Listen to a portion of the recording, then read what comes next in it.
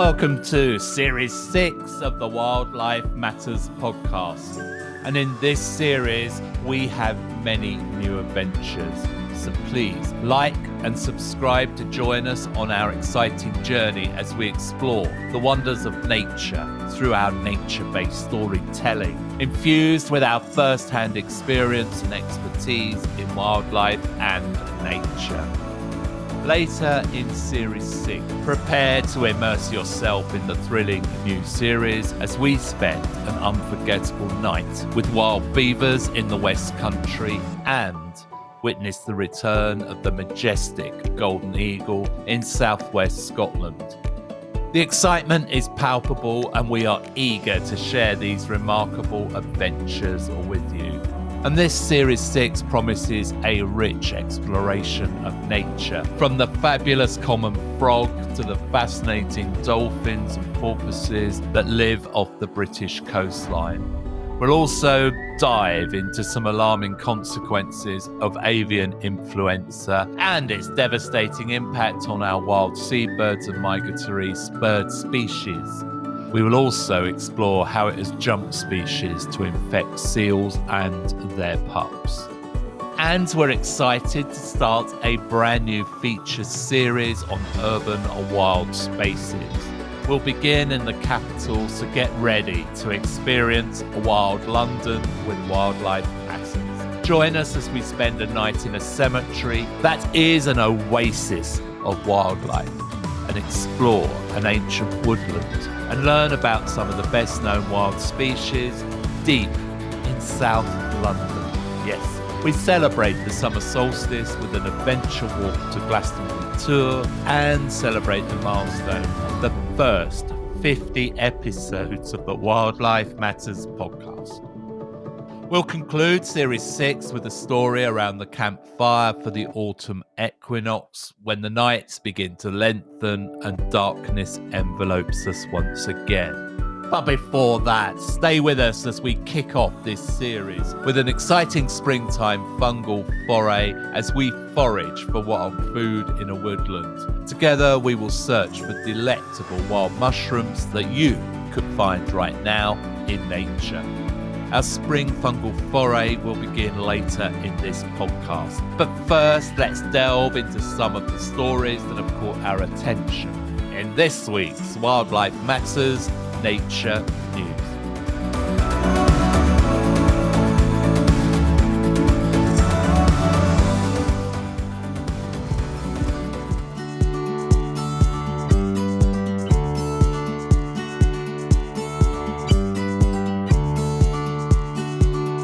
Hello and welcome to this week's Wildlife Matters Nature News. And our first story is about wildlife TV streams that are gaining popularity in Europe, with some captivating live streams that are available for viewing. From the migrations of Swedish moose to the heartwarming interactions of Mudeng in Thailand, watching animal live streams is quickly becoming one of the internet's favourite pastimes. And the charm of slow TV, this unhurried, unscripted broadcasts featuring migrating animals, lies in its peacefulness. There are no plots to anticipate and no pressure to binge watch, making it a refreshing alternative to social media's fast-paced, algorithm-driven nature and the overwhelming selection of content available for streaming on Netflix. In 2024, more than 9 million people tuned in to Sweden's moose migration livestream. And in the Netherlands, hundreds of thousands of people eagerly engaged in a 24/7 live stream that enabled bream, pike, bass and other fish to make spring migrations and then safely lay their eggs. But these aren't the only animal live streams available. Many are not seasonal either. Whether you're interested in watching spring puffins, nesting eagles, or a lazy bear scratching its back, there are plenty of feel-good animal live streams worth checking out. In Denmark, a pair of nesting white storks has become an unlikely sensation on TV. Every spring and summer, the national broadcaster TV SID live streams a stork nest around the clock, both online and on the TV. Over the past 10 years that the broadcaster has covered the nests, the storks have experienced significant change. This season, Connie and Thorkild hold the spotlight as they tend to their nest while waiting for their eggs to hatch. Storks breed during spring and summer, laying eggs at any time between April and September. Once the eggs hatch, the young storks will stay in the nest for a couple of months before migrating south, covering distances of up to 700 kilometers in a day. This year, only 9 pairs of storks are nesting in Denmark. If you're fortunate, you might witness a nest changeover between Connie and Thorkild, or even see a baby stork hatch. You can catch the annual Puffin show on Northumberland's Coquette Island. This charming live stream is only available for a few months every year because puffins are strictly seasonal. Fortunately, the latest season has just begun, so from March through to August, puffins arrive on Coquette Island, located off the Northumberland coast, to breed, nest and show off their antics. The camera is positioned above a burrow, offering a bird's eye view of these small, charismatic creatures, often called the clowns of the sea, as they flap, shuffle and occasionally doze off while standing. Rescued bears roam in Romania's peaceful mountain sanctuary. Located in the Carpathian Mountains near Zănesti in Romania's wooded Transylvania region, the Liberty Sanctuary is home to over 100 rescued bears. Many of these bears were previously kept in circuses or confined in cages, but now they enjoy life roaming through forested enclosures, splashing in pools and napping in the shade, all of which can be viewed through a live stream which is available 24/7. The UK-based charity World Animal Protection established the sanctuary with the Millions of Friends Association, and visitors can tour the sanctuary in person during the warmer months, but not in winter. For those who can't travel to Romania to see the birds firsthand though, the live stream offers a valuable glimpse into animal rehabilitation and conservation efforts. And you can watch majestic sea eagles as they raise their chicks in Latvia. High in the spruce tree in Latvia, a pair of white-tailed sea eagles is raising chicks, and viewers can watch the entire process unfold thanks to the Latvian Fund for Nature. In 2014, a nest was discovered in the Kurzeme district northwest of Riga. At that time, it was one of only 4 known white-tailed sea eagle nests in Latvia.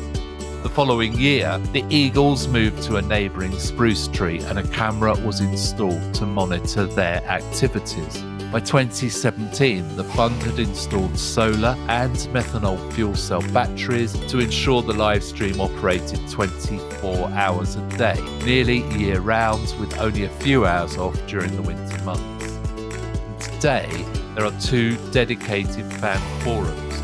One is in Latvian, and luckily for me, the other is in English, and viewers can discuss their daily highlights. The experience combines drama and meditation, delivering a powerful message about conservation that anyone can contribute to it online. You'll find links to the wildlife live streams in our show notes below. And Wildlife Matters is not associated with any live stream providers or the sanctuaries where these animals are based. Our second story is Why Choose Native Plants?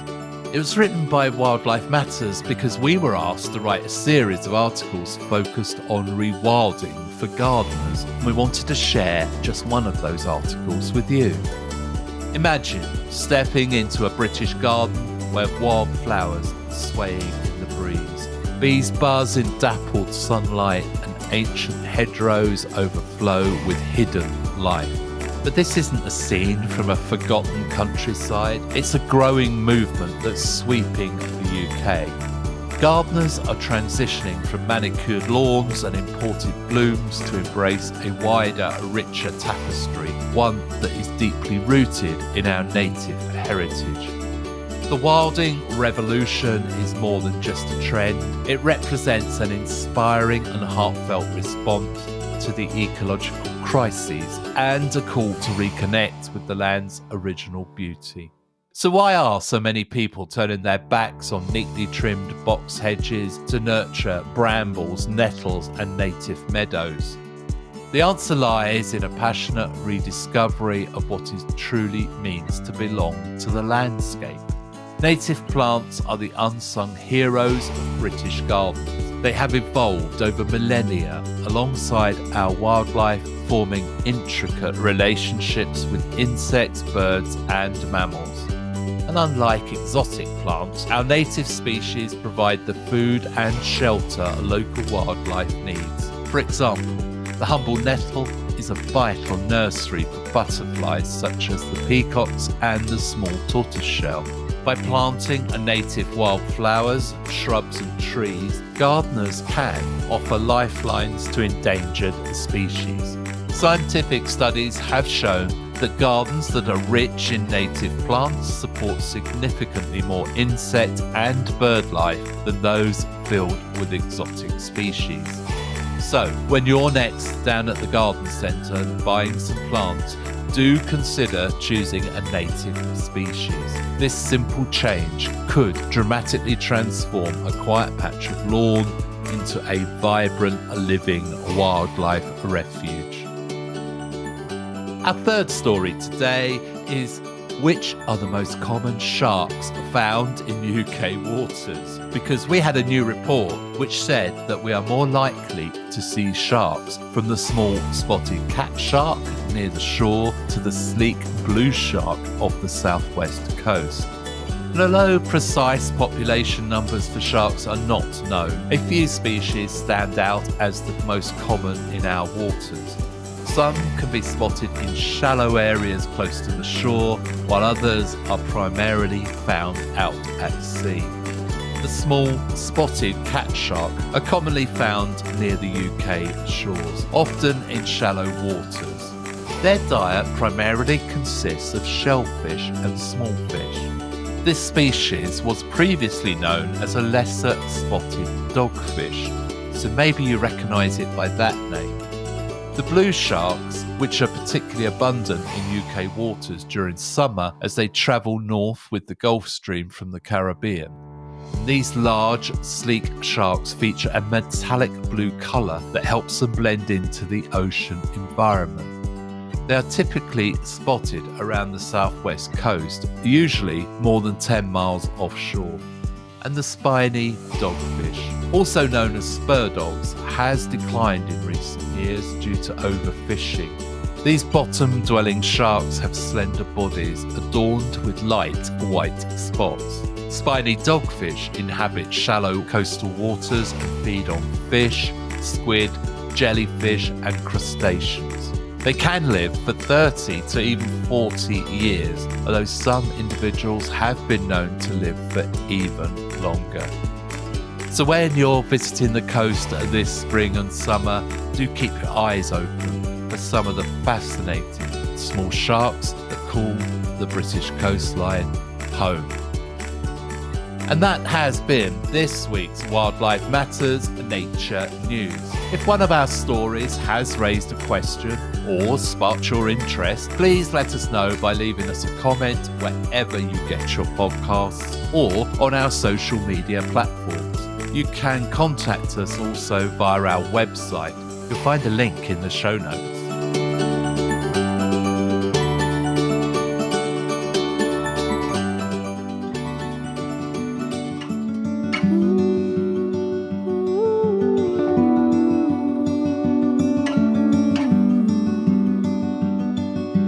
On this week's Wildlife Matters Mindful Moments, we spend time with a migratory visitor who arrives every spring. They can be found mainly in the southeast of Britain in areas of thick vegetation such as bush, scrub and coppiced woodland. They are very secretive birds. They were once thought to be related to our native missel, song thrushes, and indeed our humble blackbird. But today, their insectivore diet has seen them reclassified as a flycatcher species. Listen for this distinctive song when you're out and about in nature between April and June. But now, it's time to relax and enjoy the sound of this incredible bird on this week's Wildlife Matters Mindful Moments.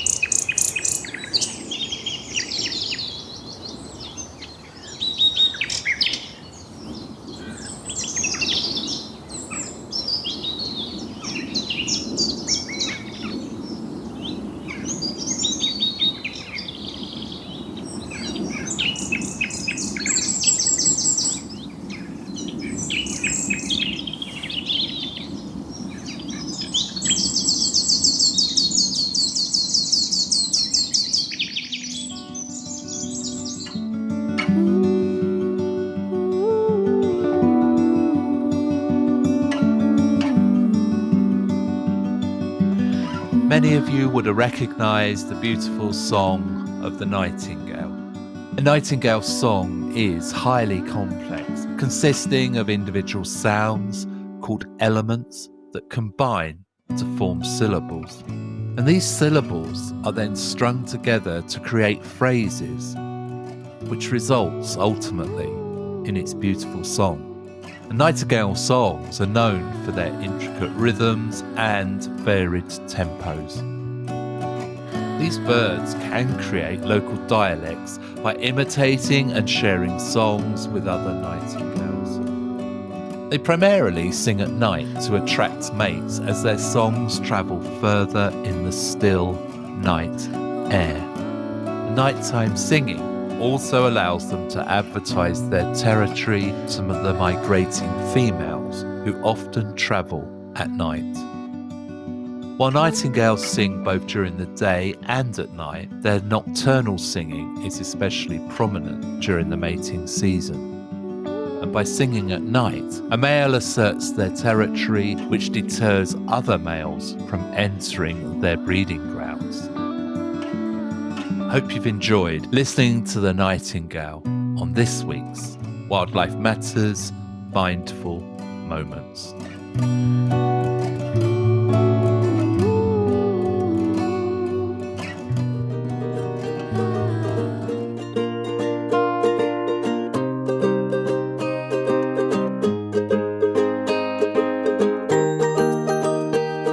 Now it's time on the Wildlife Matters podcast to join us on a spring adventure as we walk through a woodland and meadow in search of wild food. But this is not intended to be a definitive guide, but rather a beginner-friendly introduction to identifying some edible mushrooms and understanding their roles in the ecosystem. I hope you will learn key identification points, avoid common pitfalls, and explore different habitats as you accompany me on this walk. A reminder though, you should never eat a mushroom or any wild plant or food unless you are entirely confident in your identification. And never take all the forage that you find, regardless of the type or species. It is essential to leave some behind for the plants and fungi to survive, regenerate, and provide food for the insects and wildlife that depend upon them. And finally, always practice leave no trace principles. Leave only footprints and take only memories and pictures. So now, if you're ready, join me in the woodland for this week's Wildlife Matters main feature, a fungi forage in springtime.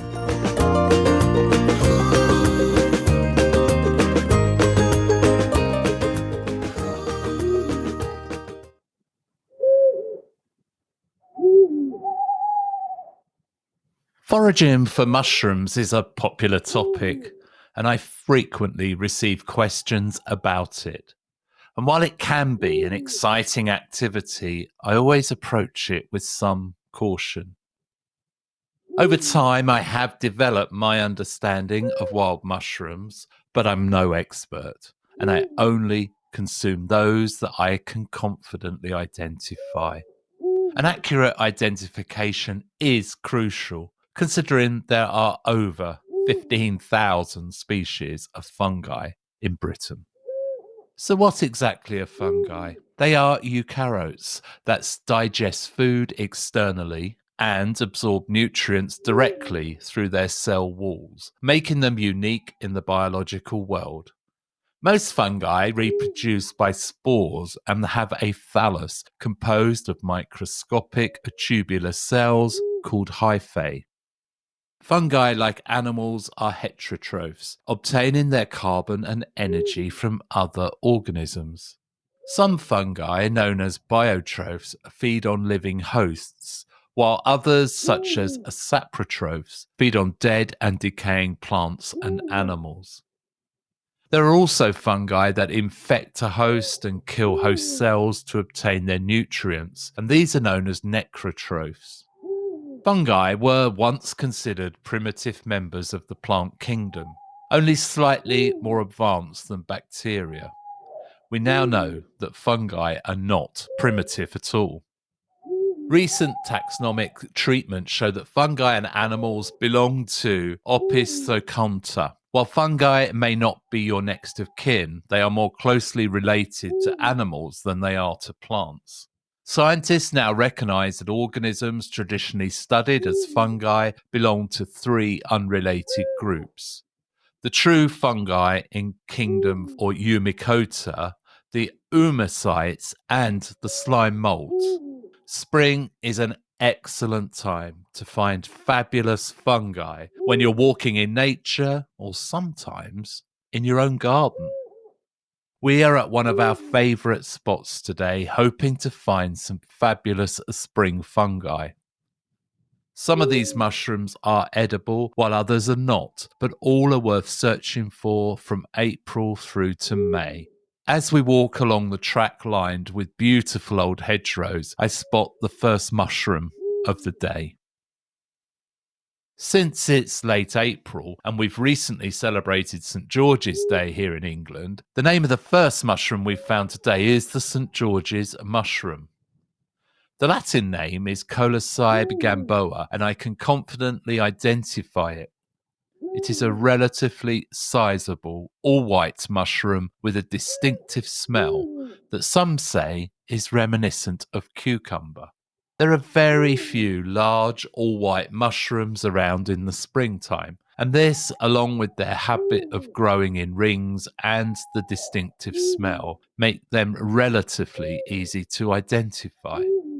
They are edible, and they can be used wherever a store-bought white mushroom could be used. They don't have a strong flavour, so use them in a bolognese or a lasagna-type meal with a tasty sauce. I will be putting some of these into my foraging sack today. The next mushroom is one of the top 3 or so finds for all wild foodies, the not-so-common morel mushroom. The common morel mushroom season runs from March to around May, with most being found in the late spring. Morel mushrooms can often be found after rain as they must have moisture to start fruiting. The morel doesn't look like a typical mushroom. Its cap looks like a pitted sponge or a honeycomb that is not separable from the stalk at the base. The cap is commonly a yellowish brown to grey-brown colour. However, that can vary from black right the way through to yellow.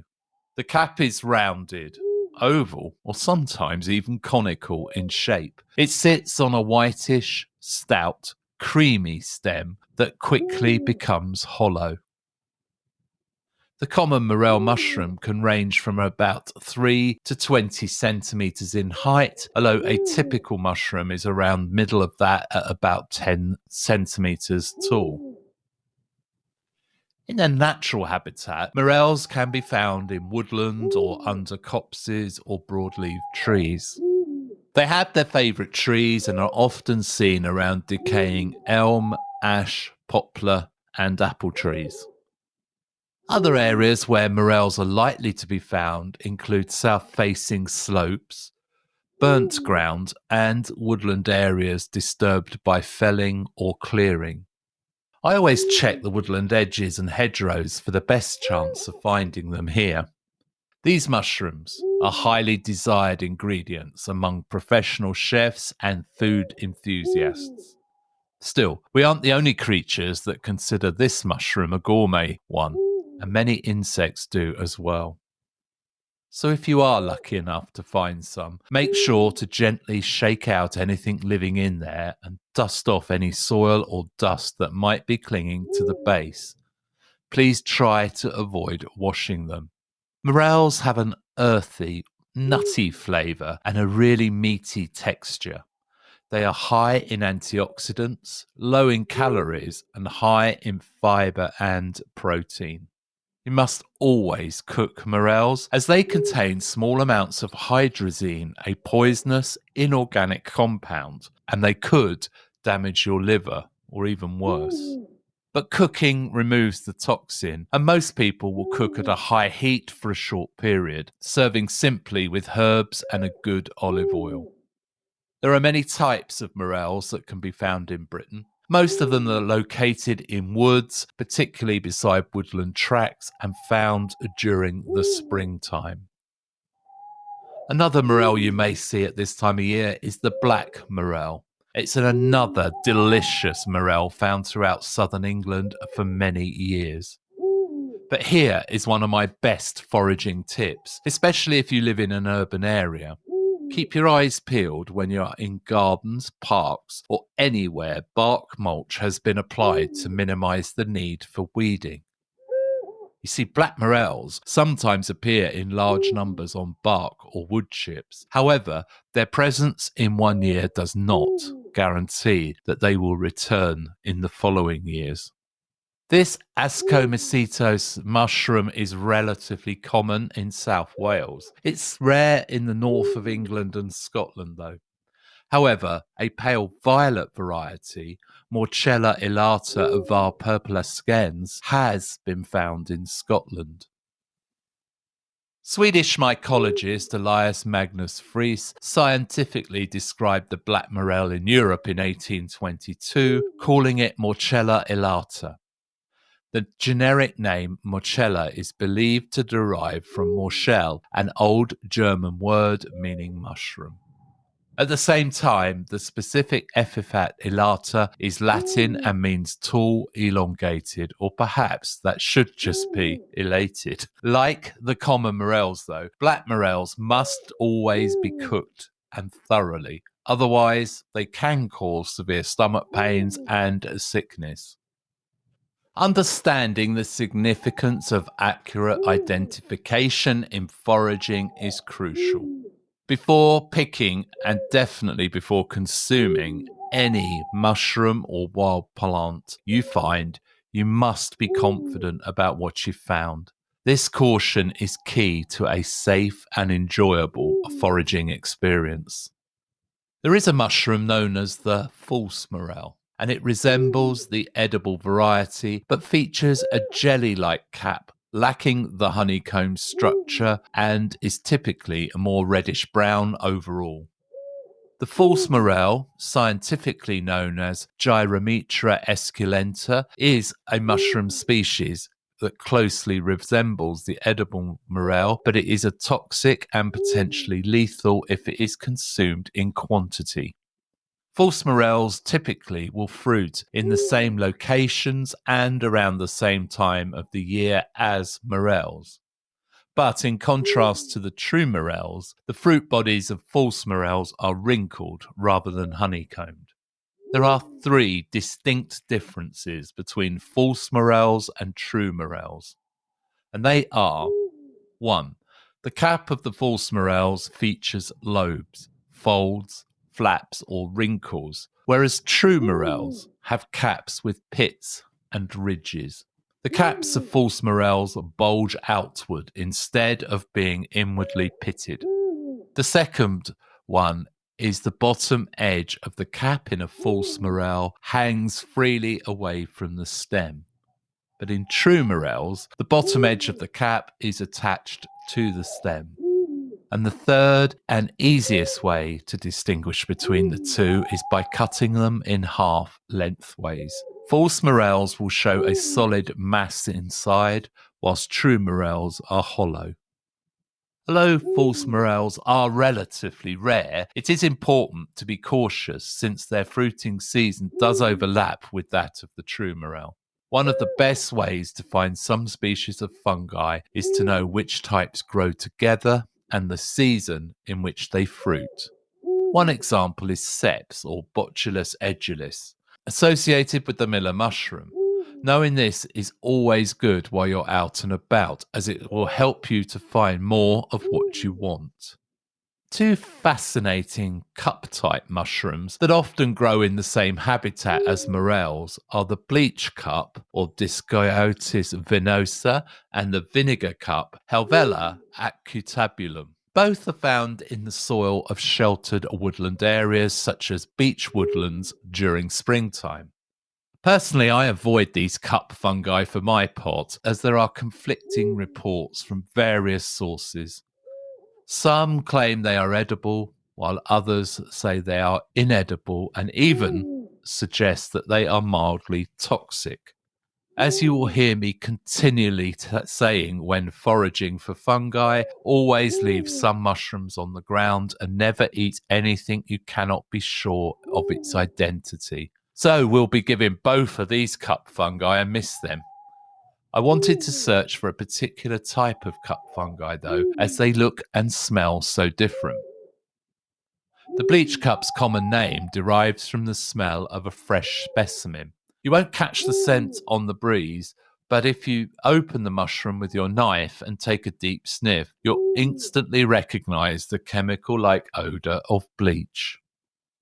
If Domestos made mushrooms, then this would be what they smelt like. They smell clean. The vinegar cup is a very goblet-like in shape, featuring distinctive veiny ribs around the tan-coloured cup. This is best described as a cabbage-like, hence its common name, cabbage leaf helvella. It's not uncommon for the same mushroom or plant to have multiple names, often varying regionally in Britain. For example, the vinegar cup is known as the brown-ribbed elfin cup in the southwest.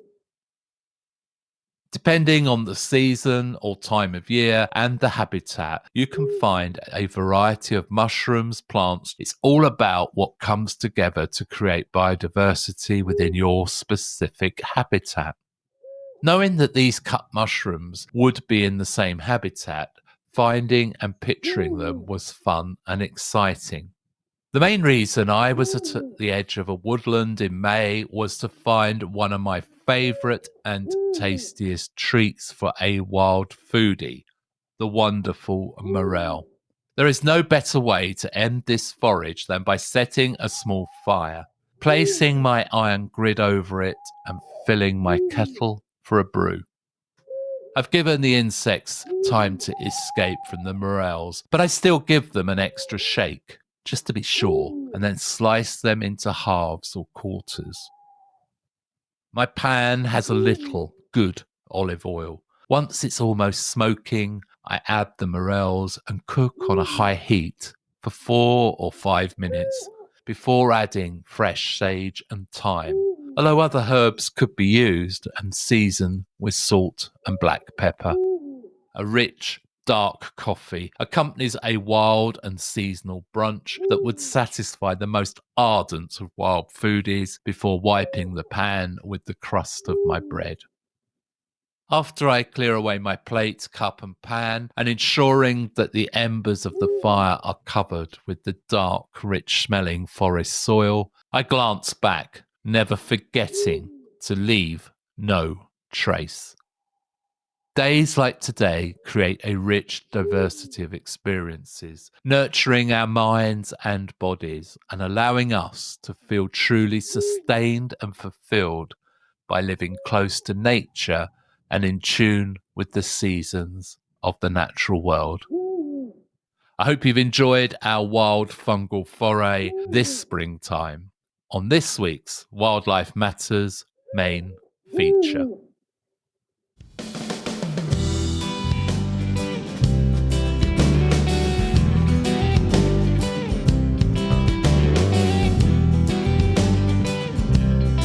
Well, I hope you enjoyed our wild food foray through woodland adjacent to a historic common and meadows, exploring a wonderful kaleidoscope of habitats and species is always a journey of discovery and adventure.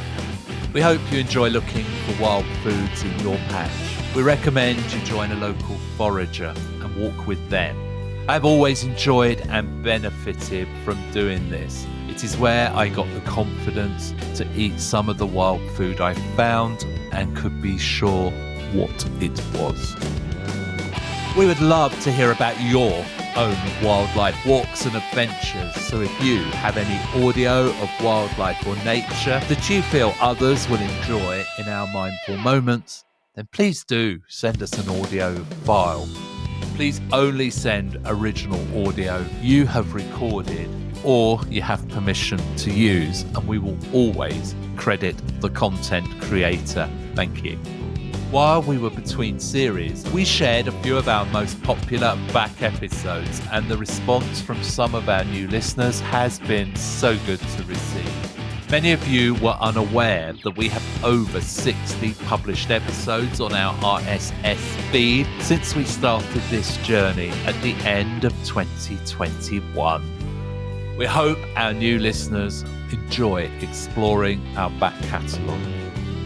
Our Fox is Dangerous is a constant favourite, and it has introduced us to audiences around the world. More recently, though, our introduction to British bats and the two-part series Introduction to the Corvids of the UK have been incredibly popular and are now right up there in our top 5 most downloaded episodes ever.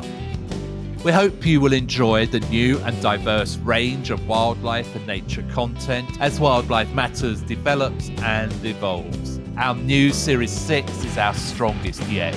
A big thank you to those who have sent us messages and shared comments. Thank you for taking the time to join us today. We hope there is something that you can take away and share with others for this and every episode that we make.